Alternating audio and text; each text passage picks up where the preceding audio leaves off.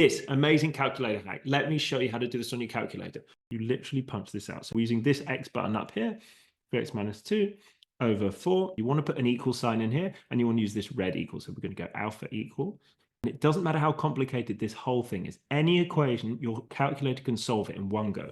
You want to solve it. You don't want to hit equals. You want to solve this equation. So you can hit shift and then this button, and it's the yellow letters there, solve. And the one thing you have to know about this technique is that the number that it gives you is not the answer. So you do shift and then that is not the answer. It is not x equals 0. That is a number which your calculator uses to go and find the correct answer. Now you hit equals and then it gives you the correct answer, 9.3 recurring.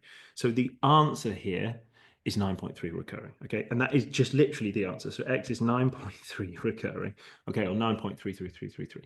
Now you can go back and solve it. If you ever have a bunch of stuff with fractions, you want to get rid of the fractions. So the first step of this question is to times everything by a number that would get rid of all of these. So 6 wouldn't get rid of the 4 because it doesn't multiply into it. Blah, blah, blah. The answer is going to be 12. Okay, so 12 is the smallest number that they all go into. You want to times every term by 12.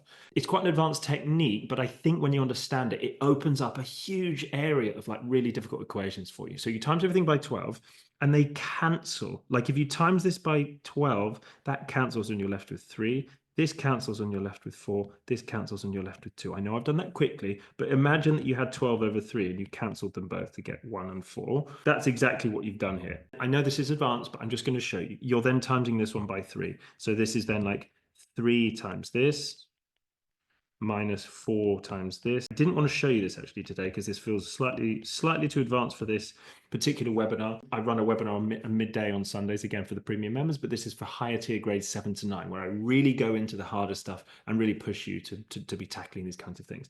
But I think that this is worth trying to learn how to do, because the other way to do this is this annoying thing where you have to get common denominators and you have to do the scale up your fractions and times them all by stuff, and then you do this thing where you multiply those two together or those two together.